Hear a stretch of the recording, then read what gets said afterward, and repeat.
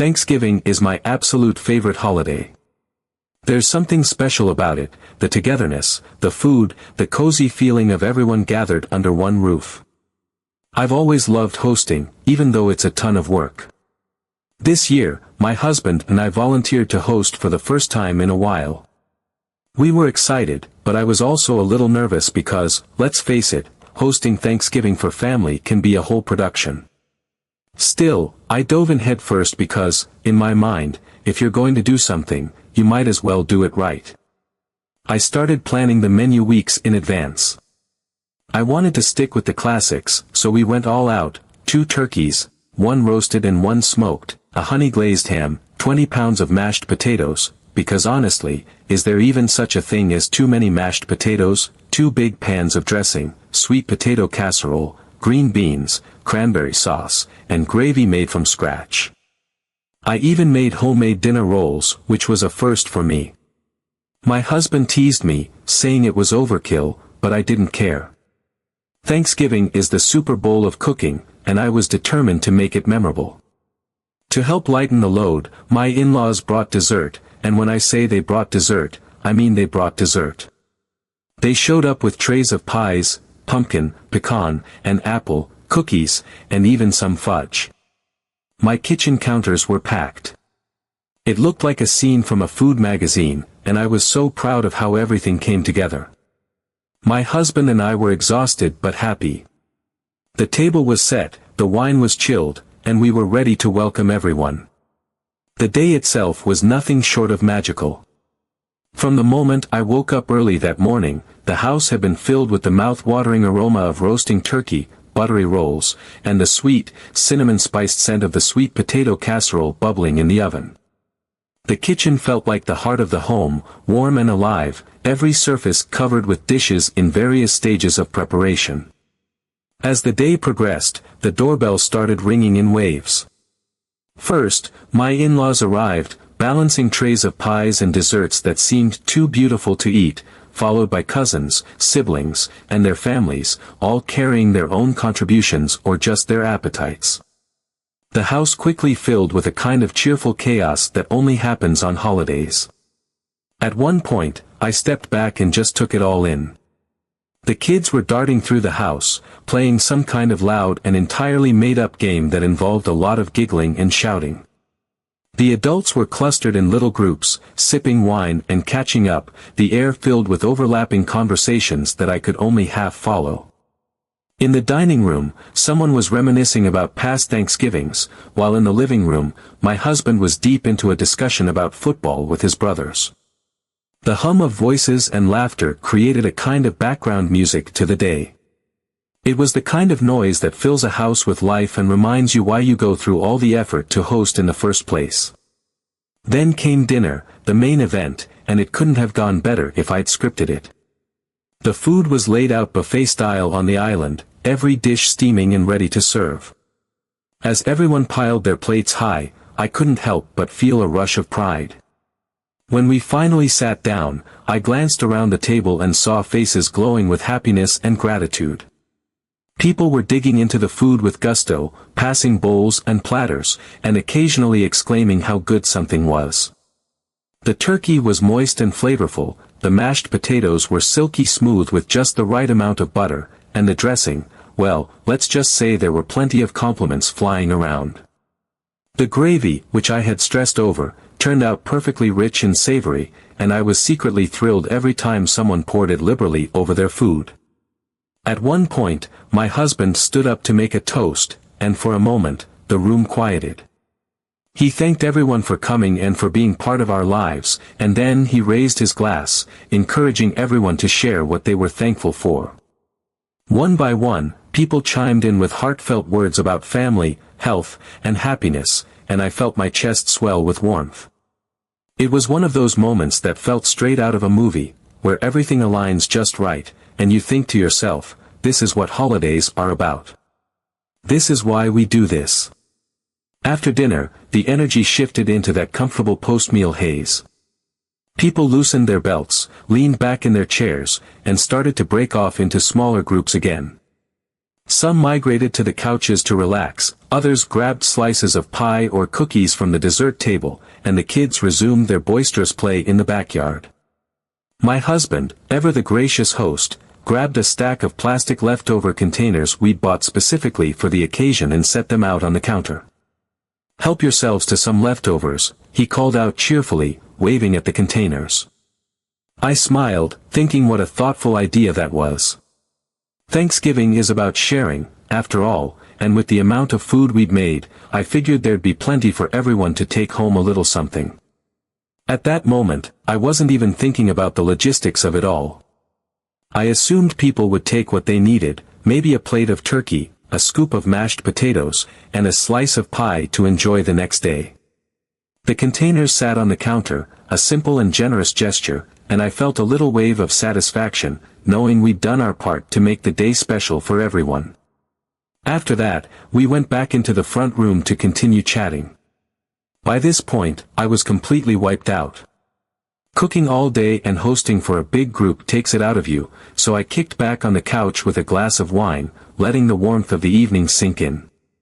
My husband and I stayed up for a bit longer, saying goodbye to people as they trickled out.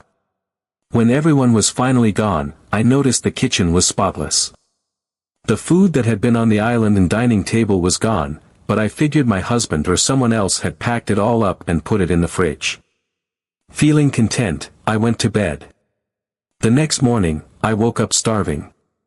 You know how it is after a big holiday meal, you don't eat much the next day because you're so full, but by the following morning, you're ready to dive into the leftovers.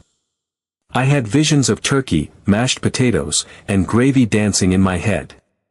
I practically skipped into the kitchen, opened the fridge, and nothing. When I say the fridge was empty, I mean empty. All that was left was a sad little bag of turkey wings and half a bag of dressing. At first, I thought there had to be some mistake. Maybe the leftovers had been moved to the fridge in the garage. I ran out there, heart pounding, but no. Nothing. I stood there, staring at the empty shelves, trying to process what had happened. I called out to my husband, who was in the next room, still in a daze from the sheer emptiness of the fridge. My voice probably carried more confusion than urgency. "Hey, did we? I don't know, donate all the leftovers to a food bank or something?" It felt like the only logical explanation for what I was seeing. After all, how else could every single scrap of food from the night before, 20 pounds of mashed potatoes, 2 turkeys, a ham, countless sides, and an entire dessert buffet, vanish into thin air? He came into the kitchen, drying his hands on a dish towel, and gave me a puzzled look. "Donate? No. Why would we do that?" He paused, scanning my face for clues about why I was even asking. "What are you talking about?" I gestured toward the fridge with a dramatic wave of my hand. "It's gone. All of it. There's like, a bag of turkey wings and half a bag of dressing left. That's it." My voice cracked slightly as the realization sank in all over again. His brows furrowed, and for a split second, I could see the gears turning in his head as he tried to make sense of what I'd just said. Then, with an almost casual shrug, he said, "Oh, I did see Joe and his family packing up a ton of food last night." It took a moment for his words to register, and when they did, it was like a punch to the gut. My stomach dropped. "Wait, what?" I managed to get out, my voice rising slightly. I felt a mix of disbelief and creeping dread. He leaned against the counter, clearly oblivious to the storm brewing inside me, and started explaining. "Yeah, they were packing up leftovers after we set out the containers. I thought it was fine because, you know, we told people to help themselves." I stared at him, trying to keep my jaw from hitting the floor. "How much did they take?" I asked, my voice a little sharper now. Something about the way he hesitated before answering told me I wasn't going to like the response. "Well," he started, rubbing the back of his neck, "it was, a lot. Like, they weren't just filling a plate or two. They had gallon-sized Ziploc bags. They were scooping turkey, mashed potatoes, and dressing into them. I think I saw them with dessert trays, too, like the pies your mom brought. And those cookies. I blinked, struggling to process what he was saying. Wait. You're telling me they packed up gallon bags of food? And took the desserts, too? Even the stuff that wasn't ours? He nodded slowly, looking a little sheepish. I mean, yeah. I thought it was a bit much, but we said people could take leftovers, so I didn't want to say anything. I figured you knew. My hands were gripping the edge of the counter now, my knuckles white. 20 pounds of mashed potatoes, I said, almost to myself. 2 turkeys. A ham. 2 pans of dressing. Desserts. And you didn't think to ask why they were cleaning out the entire spread? He looked at me, genuinely confused. I just assumed they were taking some for their family and maybe to share with other people. I didn't think they'd take everything. He paused, then added, did they really clear out all of it? I didn't answer him right away. Instead, I opened the fridge again, almost as if I expected some magical portal to suddenly appear with all the food safely tucked away inside. But of course, there was nothing, just those sad turkey wings and the remnants of the dressing, sitting there like the remnants of my good mood. Finally, I turned back to him, trying to keep my frustration in check. Yes, they cleared it out. There's nothing left. Nothing. My voice cracked again, this time from a mixture of anger and exhaustion. Do you have any idea how long I spent cooking all of that? Do you know how much food there was? I thought leftovers meant, like, a plate or 2 for lunch, not an entire week's worth of meals for a family of 4. He sighed, clearly uncomfortable now. I'm sorry, I didn't realize it was that bad. I just figured they were being, efficient. Efficient? I repeated, incredulous. Efficient is bringing a Tupperware for a couple of slices of turkey. Efficient is not showing up with industrial-sized freezer bags and wiping out an entire Thanksgiving dinner. I was floored. Sure, we'd said people could take some food, but I thought it was obvious that meant a reasonable amount. A plate or 2, not the entire meal. I couldn't believe the audacity.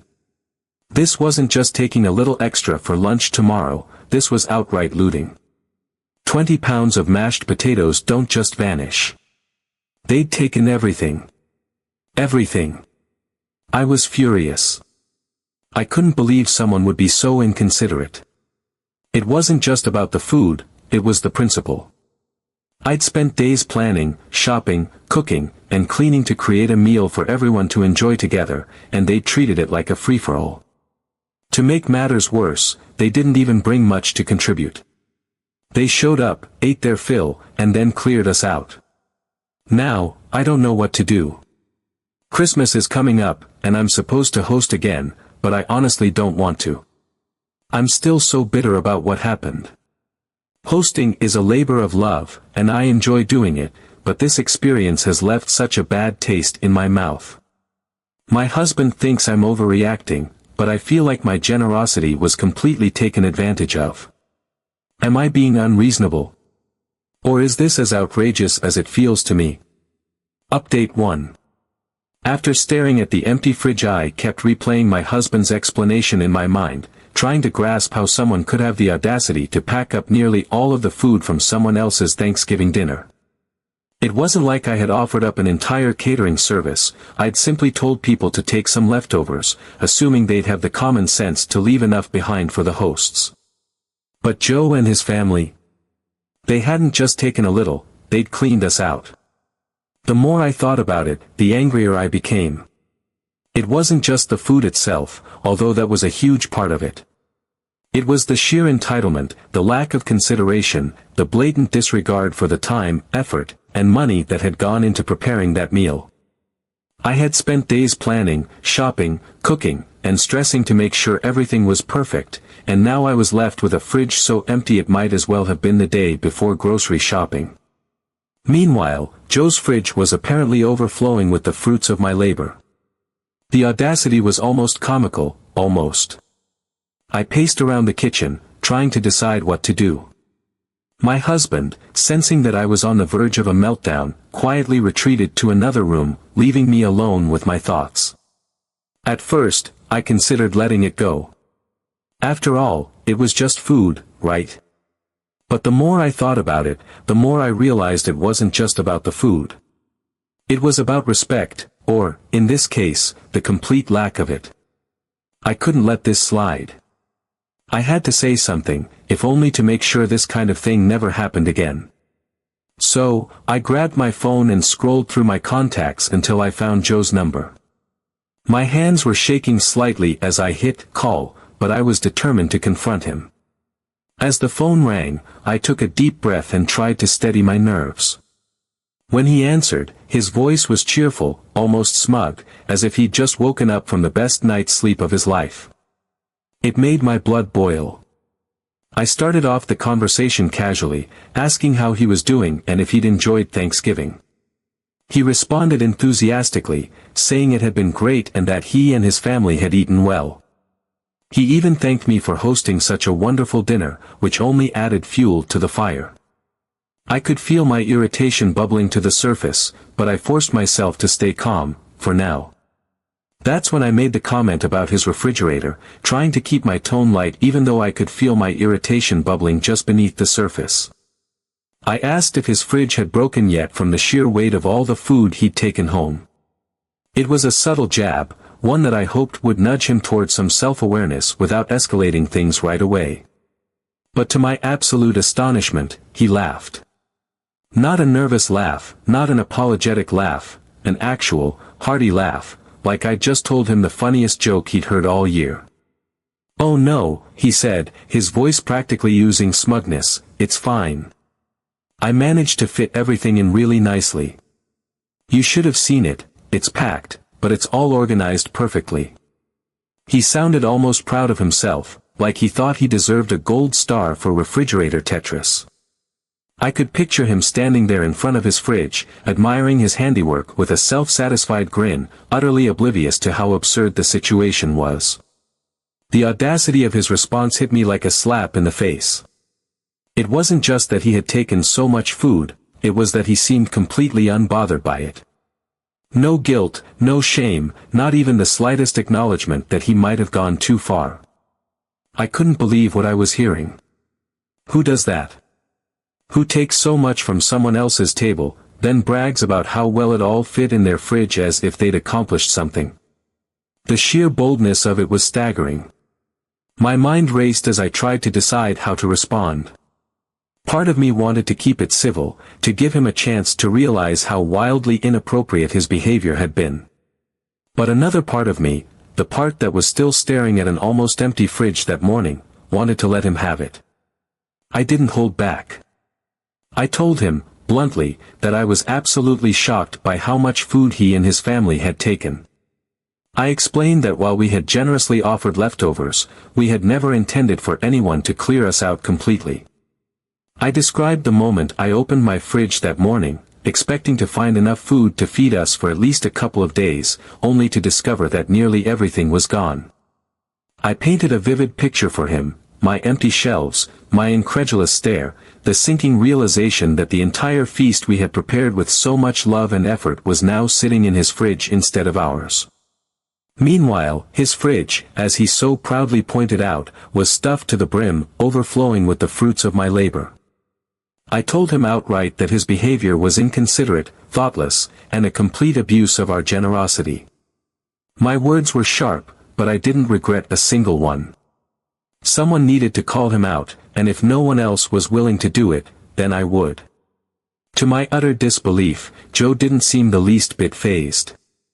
He didn't apologize, didn't acknowledge that maybe, just maybe, he'd taken more than his fair share. Instead, he doubled down. He told me, with an air of casual indifference, that we had told people to help themselves, and that's exactly what he'd done. To him, it was that simple. He didn't see anything wrong with it because, in his mind, he was just following instructions. I was floored. How could anyone twist such a simple, well-intentioned gesture into an excuse to strip someone else's kitchen bare? The mental gymnastics he must have done to justify his actions were beyond me. It was as if the very concept of moderation or basic decency didn't exist in his world. I couldn't decide whether to be angry or impressed by the sheer audacity of his logic. I took a deep breath, trying to steady my voice, and explained, again, that when we said people could take leftovers, we had meant a reasonable amount. A plate or two, maybe even a small container for lunch the next day. Not gallon-sized bags filled to the brim. Not entire trays of dessert that other people had brought. I reminded him that Thanksgiving wasn't just a meal, it was a labor of love. I told him how much time, effort, and money had gone into preparing that feast, and how hurtful it was to see someone treat it like an all-you-can-eat buffet with a free-to-go option. And then I drove the point home. While his fridge was now overflowing with food that he hadn't lifted a finger to prepare, mine was completely empty. It wasn't just inconsiderate, it was downright selfish. I made it clear that his actions had crossed a line and that his lack of remorse only made it worse. But instead of apologizing, Joe laughed again. It wasn't the same hearty laugh as before, this one had a sharp, dismissive edge to it, like he thought I was being ridiculous. He brushed off my concerns, calling the whole thing absurd. "Come on," he said, his tone dripping with condescension. "You can't seriously expect me to bring all that food back. I've already put it in my fridge. What do you want me to do, pack it all up again and haul it over to your house? That's ridiculous." His words hit me like a slap in the face. Ridiculous? Was it really ridiculous to expect someone to show a little accountability for their actions? Was it ridiculous to ask for even a shred of respect after everything I had done to make Thanksgiving special? My heart was pounding, and my hands were trembling, but I refused to back down. I told him, as calmly as I could manage, that I was completely serious. What he had done wasn't just thoughtless, it was downright disrespectful. I said that if he had any decency at all, he would pack up the food he had taken and bring it back. I reminded him that it wasn't just his actions that were the problem, it was his attitude. The way he had so casually dismissed my feelings, as if they didn't matter, was almost worse than the act itself. There was a long pause on the other end of the line, and for a moment, I thought he might actually apologize. But instead, he let out a long, exasperated sigh and said, with barely concealed irritation, "Fine. If you're going to be so greedy about it, I'll bring it back. Happy now?" Before I could respond, he hung up, leaving me standing there with the phone still pressed to my ear, stunned by what had just happened. I couldn't decide whether to laugh, cry, or scream. The sheer gall of it all was almost too much to process. Joe had taken everything, acted like it was no big deal, and then had the nerve to call me greedy for wanting back even a portion of what he had taken. Update 2. I was still reeling from the conversation with Joe when I heard a knock at the door later that afternoon. My stomach churned as I walked toward it, half expecting him to show up with some kind of excuse or, worse, an argument. But when I opened the door, there he was, standing on my front porch with a smug expression on his face and holding several large, mismatched pots in his hands. His body language was casual, like this was just another errand he was checking off his to-do list. He gave me a pointed look and said, "Well, I kept my promise." I was taken aback for a moment, unsure of how to respond. My eyes flicked down to the pots he was holding. They were old, dented, and didn't match at all, clearly whatever he'd grabbed in a hurry from his own kitchen. I reached out and took one from him, suddenly aware of how heavy it was. When I asked him to bring back the food, I had envisioned him returning it in a somewhat organized manner, containers, trays, maybe even a few plates. What I wasn't expecting was, whatever this was. Curiosity got the better of me, and I carried one of the pots into the kitchen while he followed me with the others. Setting it down on the counter, I cautiously removed the lid. The sight that greeted me made my stomach churn. Inside was an unappetizing, chaotic mess, turkey chunks floating in what looked like gravy, mashed potatoes mashed even further into an unidentifiable paste, bits of sweet potato casserole stuck to the sides, and flecks of green bean casserole mixed in. It was as though someone had taken every component of our Thanksgiving meal and stirred it together into a grotesque Thanksgiving stew. I opened the second pot, hoping against hope that it would be different, but it was more of the same. This one had pieces of ham swimming alongside cranberry sauce, dessert crumbs scattered throughout, and something that might have been dressing at one point but was now a soggy, unrecognizable mush. The third pot was no better, a similar hodgepodge of textures, colors, and smells that made my stomach turn. It was all just mixed together. Everything. The food I had spent days preparing with care and precision was now reduced to this sad, sloppy mess. I stood there in stunned silence for a moment, trying to process what I was looking at. It was almost impressive, in a horrifying way. How could anyone think this was acceptable? Finally, I turned back to Joe, who was leaning against the counter, looking completely unbothered. If anything, he seemed amused by my reaction, as though he had anticipated my shock and was reveling in it. I asked him what this was supposed to be, gesturing at the chaotic contents of the pots. He shrugged, that smug smile still plastered on his face, and said it was all the food he had taken. He explained, with an infuriating nonchalance, that he had thrown everything into these pots to make it easier to carry. My jaw dropped. Easier to carry? I couldn't wrap my head around it. This man had packed the food neatly into containers and bags when he took it from my house, so why was it suddenly too much trouble to return it the same way? The logic, or lack thereof, was baffling. I pointed out the obvious: nothing had stopped him from taking the food home in its original form. He had happily carted off trays, Ziploc bags, and even dessert platters without a second thought. But now, when it came time to return it, he decided it was too much effort to do the same. Instead, he had dumped everything into a few pots, completely mixing it all together, without any regard for what it had been or how it might look when it came back. Joe didn't seem to care. He smirked and said it wasn't his problem. I had asked him to bring the food back, and that's exactly what he had done. He wasn't about to go out of his way to return it in the same condition it had been when he took it. He had done what I asked, and as far as he was concerned, the matter was settled. He even seemed amused by his own ingenuity, as if the very act of dumping everything into pots and delivering it this way was a stroke of brilliance. I was utterly speechless. The sheer audacity of it was staggering. It wasn't just the laziness or the complete lack of consideration, it was the smugness, the way he seemed to take pride in reducing our carefully prepared Thanksgiving feast into this unrecognizable sludge.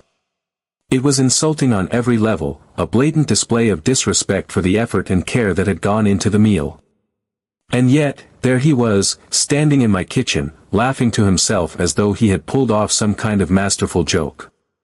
He stood there for a moment longer, clearly waiting for me to say something. When I didn't, he let out a chuckle, turned on his heel, and walked out the door without so much as a goodbye.